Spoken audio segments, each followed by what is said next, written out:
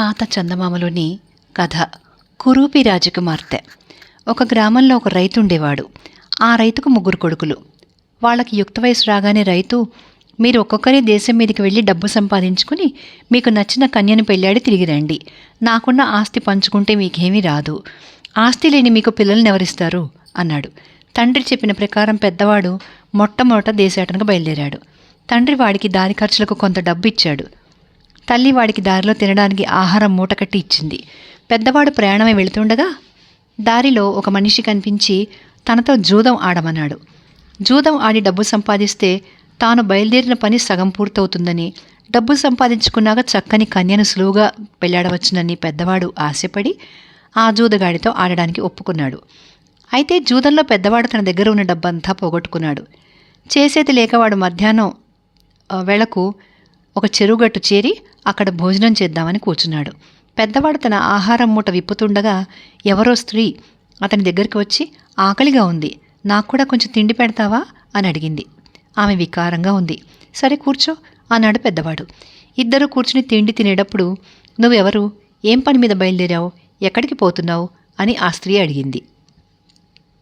నేను మంచి ధనవంతురాలైన కన్యను పెళ్ళాడాలని బయలుదేరాను, వేరే పనేమీ లేదు అన్నాడు పెద్దవాడు. నన్ను పెళ్ళాడతావా, నేనొక రాజకుమార్తెను అన్నదామె. పెద్దవాడు ఆమెకేసి చూసి అసహ్యపడుతూ, ఇంత అనాకారిగా ఉన్నావు, నువ్వు ఏ దేశపు రాజకుమార్తెవు, నీ మాట నేను నమ్మను. నా భార్య అందంగా కూడా ఉండాలి, డబ్బు అందము ఉన్న కన్య ఎక్కడైనా ఉంటే చెప్పు అన్నాడు. ఈ దిక్కుగా బయలుదేరి వెళ్ళావంటే సూర్యాస్తమయం వేళకు ఒక పాత కోట వస్తుంది. దాని తలుపులు మూసి ఉంటాయి. బయట ఒక గంట ఉంటుంది. ఆ గంట కొట్టావంటే తలుపులు తెరుచుకుంటాయి. ఆ కోట లోపల అప్సరసల వంటి రాజకుమార్తెలు 2 ఉన్నారు. చేతనైతే వారిలో ఒకరిని పెళ్ళాడు అని చెప్పింది ఆ కురూపి మనిషి. పెద్దవాడికి ఆశ కలిగింది. వాడు వెంటనే బయలుదేరి చీకటి పడే వేళకు ఒక నిర్జనమైన కోటను చేరుకున్నాడు. దాని తలుపులు మూసి ఉన్నాయి. వాటిని ఎంతసేపు బాదినా ఎవరూ పలకలేదు. కానీ ఆ పక్కనే ఉన్న గంట కొట్టగానే తలుపులు వాటంతట అవే తెరుచుకున్నాయి.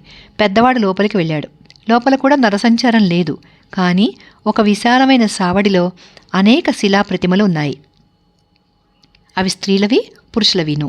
వాటిని తయారు చేసిన వాడు అద్భుతమైన శిల్పై ఉండాలి అనుకున్నాడు పెద్దవాడు. వాడా బొమ్మలను చూస్తుండగానే వెనక నుంచి, ఎవరు నువ్వు, ఏం కావాలి అన్న ప్రశ్న వినబడింది. పెద్దవాడు ఉలిక్కిపడి వెనక్కి తిరిగి చూడ్డానికి మహా అందవికారంగా ఉన్న ఒక ముసలిదాన్ని చూశాడు. ఆవిడ చేతిలో ఒక బెత్తం ఉంది. అది నల్లని దుస్తులు ధరించి ఉంది. ఆ ముసలావిడ పెళ్ళాడే ఉద్దేశంతో కన్యను వెతుక్కుంటూ చాలా దూరం నుంచి వస్తున్నాను. ఇక్కడ అందమైన కన్యలున్నట్టు విన్నాను అన్నాడు పెద్దవాడు. నీకు పెళ్ళయ్యేటట్టు నేను చూస్తాను. నా ప్రశ్నలకు సరైన సమాధానం చెప్పు. సముద్రం కన్నా లోతైనది ఏది, ముళ్ళు కన్నా వాడి అయినది ఏది, ఆహారం కన్నా విలువైనది ఏది అన్నది ఆ ముసల్ది. ఆమె ఒక పెద్ద మంత్రగత్తె. పెద్దవాడు సమాధానం చెప్పలేదు. ముసల్ది ముందుకొచ్చి వాడిని తన బెత్తంతో తాకింది. వెంటనే వాడు శిలగా మారిపోయాడు. పెద్దవాడు బయలుదేరి వెళ్ళిన కొద్ది రోజులకు రెండోవాడు బయలుదేరాడు. వాడికి కూడా జూదగాడు తగిలి తనతో జూదం ఆడమన్నాడు. నాకు జూదం ఆడటం రాదు, కావలిస్తే నా దగ్గరున్న డబ్బులో సగం ఇస్తాను, తీసుకో, నా దారి నేను పోతాను అన్నాడు రెండోవాడు. జూదగాడు రెండోవాడి డబ్బులు సగం తీసుకుని, విజయీ భవ, మర్చిపోకు, ఆహారం కన్నా విలువైంది ఆశీర్వాదం అని తన దారిన తాను వెళ్ళిపోయాడు. మధ్యాహ్నానికల్లా రెండోవాడు చెరువుగట్టుకు వచ్చి తన ఆహారం మూట విప్పాడు. ఎక్కడి నుంచో ఒక అందవికారమైన స్త్రీ వచ్చి, నాకు కూడా కొంచెం తిండి పెడతావా, ఆకలిగా ఉంది అంది. కావలసి తిను, అభ్యంతరం లేదు అన్నాడు రెండోవాడు. ఆ స్త్రీ రెండోవాడిని కూడా పెద్దవాడిని ప్రశ్నించినట్లే ప్రశ్నించింది. నేను డబ్బులు సంపాదించడానికి, మంచి కన్యను పెళ్ళాడడానికి బయలుదేరిపోతున్నాను అన్నాడు రెండోవాడు. నన్ను పెళ్ళాడతావా, నేనొక రాజకుమార్తెను అన్నదామె. రాజకుమార్తెవైతే మాత్రం నీ వంటి కురూపిని ఎందుకు పెళ్ళాడతాను అన్నాడు రెండోవాడు. అలా అయితే నీకు అప్సరసల్లాంటి కన్యలున్న చోటు చెప్తాను, చేతనైతే వారిలో ఒకతను పెళ్ళాడు అంటూ ఆమె పెద్దవాడికి చెప్పినట్టే మంత్రగత్తె ఉండే కోట గురించి చెప్పింది. రెండోవాడు కూడా ఆ చోటు చేరుకుని గంట కొట్టి లోపల ప్రవేశించి అక్కడి విగ్రహాలను చూస్తూ అందులో ఒకటి తన అన్నలాగా ఉండడం చూసి దిగ్భ్రాంతి చెందాడు. ఆ సమయంలో మంత్రగత్తె వచ్చి తన ప్రశ్నలు వేసింది. వాటిలో ఆహారం కన్నా విలువైంది ఏది అన్న ప్రశ్నకు సమాధానం తెలుసు అనిపించింది. కానీ కంగారులో అదేమిటో వాడికి జ్ఞాపకం రాలేదు. మంత్రగత్తె బెత్తం తీసుకుని తనను సమీపించేటప్పుడు వాడికి జరిగేది తెలిసి పరిగెత్తపోయాడు. అంతలోనే మంత్రగత్తె బెత్తం వాణ్ణి తాకి శిలగా చేసేసింది. రెండోవాడు బయలుదేరిన కొద్ది మాసాలకు మూడోవాడు ఇంటి నుండి బయలుదేరాడు. వాడికి కూడా దారిలో జూదగాడు ఎదురై తనతో జూదమాడమన్నాడు. అన్నా, నేను చాలా డబ్బు సంపాదించే ఉద్దేశంతో ఇంటి నుంచి బయలుదేరాను. నా దగ్గర ఉన్న కొద్ది డబ్బుకే ఆశపడి జూదం ఆడతానంటున్నావు. అంచేత ఆ డబ్బంతా నువ్వే తీసుకుని సుఖపడు అంటూ మూడోవాడు తన డబ్బు సంచిని జూదరికి ఇచ్చేశాడు. విజయీ భవ. తమ్ముడు, గుర్తుంచుకో, ఆహారం కన్నా కూడా విలువైంది ఆశీర్వచనం అని జూదరి తన దారిన తాను వెళ్ళిపోయాడు. మధ్యాహ్నం అయ్యేసరికల్లా మూడోవాడు చెరువుగట్టు చేరుకుని తన ఆహారం మూట విప్పాడు. ఎక్కడి నుంచో ఒక అనాకారి స్త్రీ వచ్చి, ఆకలిగా ఉంది, నన్ను కూడా తిననిస్తావా అంది. తప్పకుండా తిను, ఆకలి ముళ్ళు కన్నా వాడైంది అన్నాడు మూడోవాడు. ఆమె మిగతా ఇద్దరిని అడిగినట్టే మూడోవాడిని కూడా అడిగింది. మా బతుకులు మమ్మల్ని చూసుకోమని, మా పెళ్ళిళ్ళు మమ్మల్ని చేసుకోమని మా నాన్న అన్నదమ్ములను ముగ్గురిని ఇంటి నుంచి పంపేశాడు. మా అన్నలు ఈ పాటికి ఆ పని చేసే ఉంటారు. ఇహ నా వంతొచ్చింది అన్నాడు మూడోవాడు. నన్ను పెళ్ళాడరాదా, నేనొక రాజుకూతురిని అంది ఆ మనిషి.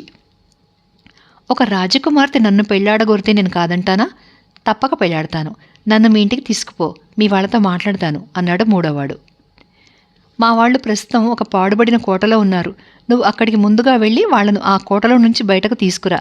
నేను కూడా అక్కడికి తర్వాత చేరతాను అంటూ ఆమె మంత్రగత్తె ఉండే కోటను గురించి వివరంగా చెప్పింది. మూడోవాడు బయలుదేరాడు. మర్చిపోకు, నేను నిన్ను నిజంగా ప్రేమిస్తున్నాను. ప్రేమ సముద్రం కన్నా లోతైంది అంటూ ఆ అనాకారి మనిషి ఎటో వెళ్ళిపోయింది.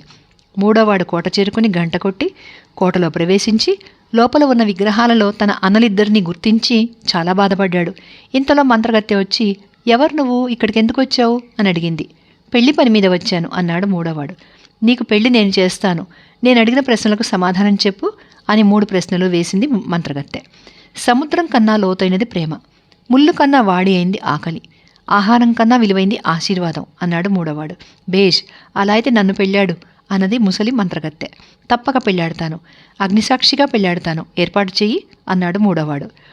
ముసలిది నేల మీద మంత్రదండంతో కొట్టేసరికి అగ్ని పుట్టింది.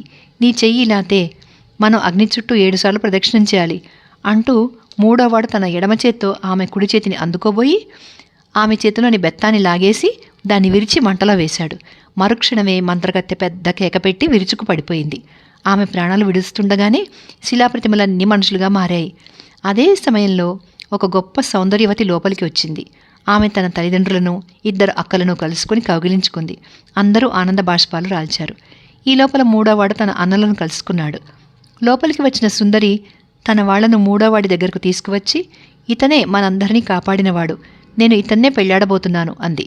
మూడోవాడు కంగారుపడి, లేదు లేదు, నేను ఒక రాజకుమార్తెకు పెళ్ళాడతానని మాట ఇచ్చాను, ఆమె నన్ను ప్రేమించింది అన్నాడు. సుందరి అతని మాటలకు నవ్వి, ఆమె చాలా అనాకారి, ఆమెనెందుకు పెళ్ళాడతావు, నన్నే పెళ్ళాడు అంది. నీకు కృతజ్ఞత అయినా లేదా, ఆమె దయవల్లనే మీరందరూ తిరిగి మనుషులయ్యారు, నా అన్నలిద్దరూ తిరిగి నాకు దక్కారు అన్నాడు మూడోవాడు. నేనే ఆ కురూపిని, ఈ మంత్రగత్తె నా వారినందరినీ శిలలుగా మార్చేసింది. నేను అదృష్టవశాన శిల కాకుండా తప్పించుకున్నాను. దూరంగా ఉండిపోయిన నన్ను ఈ దుర్మార్గురాలు అనాకారిగా మట్టుకు చేయగలిగింది అంది సుందరి. ఆమె తండ్రి అక్కడికి సమీపంలో ఉన్న నగరానికి రాజు. ఆయన రైతు కొడుకులు 3 తన నగరానికి తీసుకుపోయి తన 3 కుమార్తెలను 3 అన్నదమ్ములకు ఇచ్చి పెళ్లి చేశాడు. అంతా సుఖంగా ఉన్నారు.